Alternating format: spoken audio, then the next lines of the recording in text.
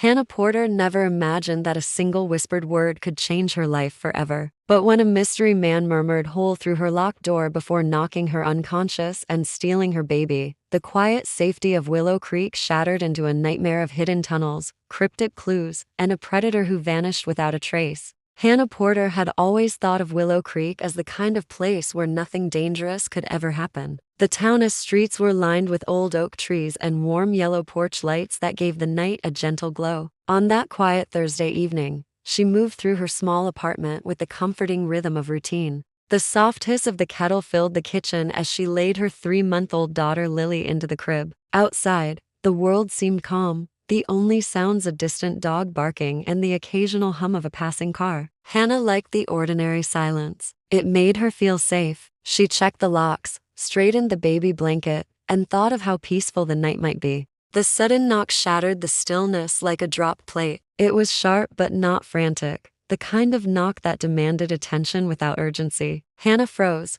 every muscle tightening as she moved toward the door. Her apartment building rarely had visitors after dark. Through the peephole, she saw nothing, only the dull glow of the hallway light. Before she could decide whether to open it, a faint sound reached her ears. A single word, low and almost whispered, slipped through the door like a breath. It sounded like hole. The syllable chilled her more than a shout ever could. Her heartbeat quickened as she stepped back, debating whether to call the police. The thought barely formed when a heavy impact slammed against her head. A flash of white pain burst behind her eyes, and the room tilted. She felt herself collapsing, the world narrowing to a pinprick of light before darkness swallowed everything. When Hannah's eyes fluttered open, the apartment was unnervingly quiet. Her head throbbed, a sharp ache pulsing with every heartbeat. The metallic scent of something strange lingered in the air, faint but unmistakable. She pushed herself upright, hands trembling, and called out for Lily. No answer. The crib stood exactly as she had left it, blankets smooth and untouched but empty. Her phone lay shattered on the floor,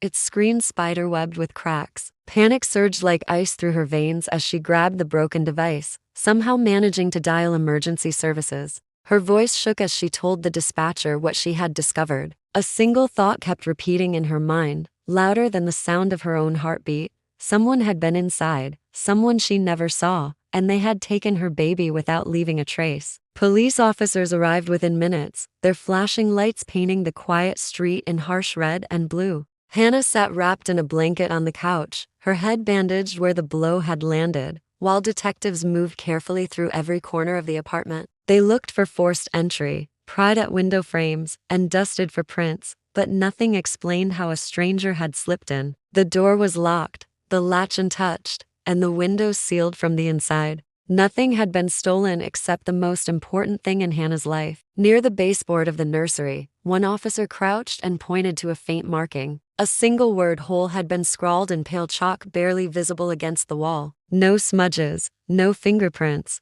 just that quiet message. The room smelled faintly of limestone dust, a scent the investigators could not immediately place. They photographed the word from every angle, uneasy about its meaning. Outside, the small neighborhood stirred with whispers. Neighbors peered from windows as the night deepened, murmuring to one another while patrol cars blocked the street. Willow Creek was a town where people prided themselves on knowing each other's business, yet no one had seen or heard a thing. Residents locked their doors earlier than usual, shaken by the thought that a baby could vanish without a sound.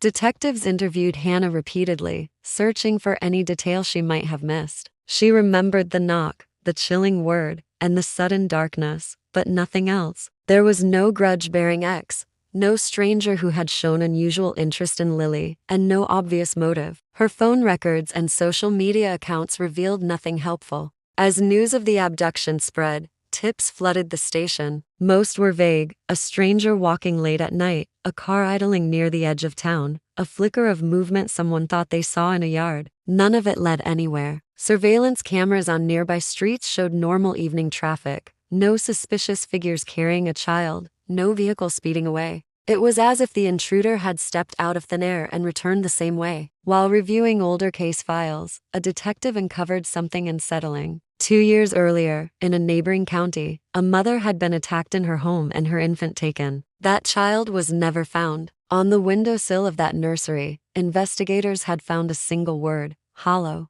The eerie similarity cast a long shadow over Hannah's case, suggesting that a predator with a dark signature might be stalking families across the region. The first week after Lily's disappearance stretched like a lifetime. Hannah remained under police protection, moved to a small hotel room where curtains stayed drawn and every knock on the door sent her heart racing. Detectives worked around the clock, but every lead unraveled before it began. Friends and relatives were questioned again and again, their alibis checked and rechecked. Background checks on neighbors came back clean. The case felt like smoke in the wind, something everyone could sense but no one could hold. Forensic specialists focused on the faint chalk word left in the nursery. Samples revealed an unusual mix of limestone and clay rarely found in the town itself. Investigators searched for construction sites or suppliers that matched the compound, narrowing the possibilities to a few quarries on the outskirts of Willow Creek. One quarry, closed for decades and half swallowed by wild growth, drew particular attention. It had once supplied stone for old county buildings before being abandoned after a series of accidents. Locals rarely mentioned it except in passing, a forgotten scar on the edge of town. As detectives followed this lead, small details from neighbors began to surface. Some recalled hearing strange noises at night, a low, mechanical hum that faded before anyone could locate its source. Others claimed to have seen faint flashes of light beyond the trees near the old quarry, like someone moving with a lantern in the darkness. At first, investigators dismissed these accounts as the product of fear and rumor, but the consistency of the descriptions was difficult to ignore. Meanwhile, Hannah's own memories became sharper as shock gave way to a restless clarity. She remembered the silence before the knock, the way the whispered word had slid through the door like a draft of cold air. She described it to detectives again and again, certain it had not been her imagination. The word hole now felt like more than a clue, it felt like a warning. Search teams began combing the quarry grounds at dawn,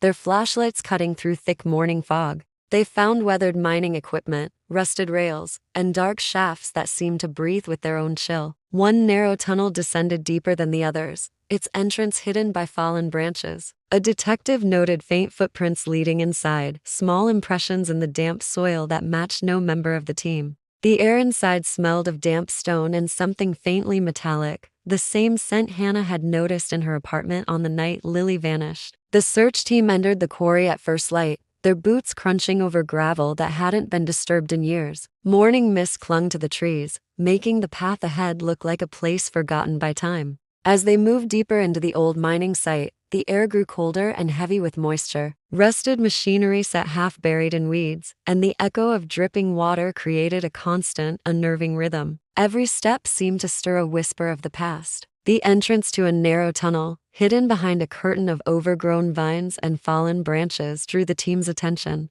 A faint draft carried the same limestone scent that had lingered in Hannah's apartment.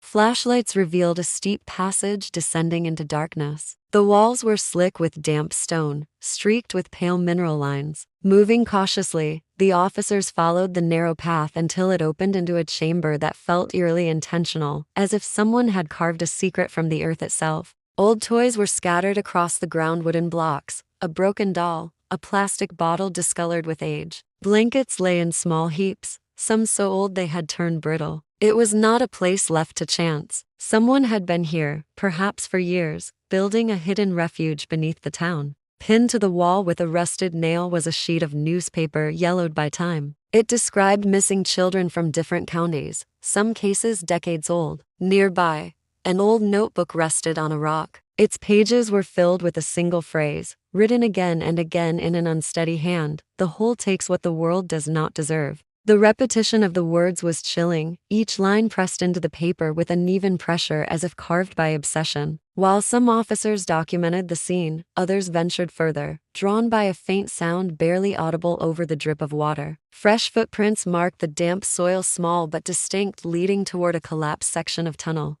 From beyond the rubble came a muffled cry, soft but unmistakable. The team worked urgently, lifting stones and prying loose boards, until an opening appeared. In a small pocket of space, wrapped tightly in a worn blanket, lay baby Lily. Her cheeks were flushed, but her eyes were open, wide and frightened. The rescuers carried her carefully into the daylight, their relief mixed with the unsettling knowledge that whoever brought her here was nowhere to be found. The tunnel behind them remained silent, its secrets buried in the cold stone. The rescue of baby Lily brought a brief wave of relief to Willow Creek, but the mystery that surrounded her disappearance only deepened. Doctors confirmed she was unharmed except for mild dehydration, a fact that puzzled investigators. Whoever had taken her had not left obvious signs of neglect. The blanket she was wrapped in was clean and smelled faintly of cedar, a detail that offered no immediate explanation but hinted at a person who planned carefully. Hannah held her daughter with trembling arms, tears streaking her face as reporters crowded the hospital parking lot. The reunion was the single bright moment in a case that remained dark and unsolved. Detectives returned to the quarry repeatedly in the days that followed, hoping to uncover evidence they might have missed during the frantic rescue.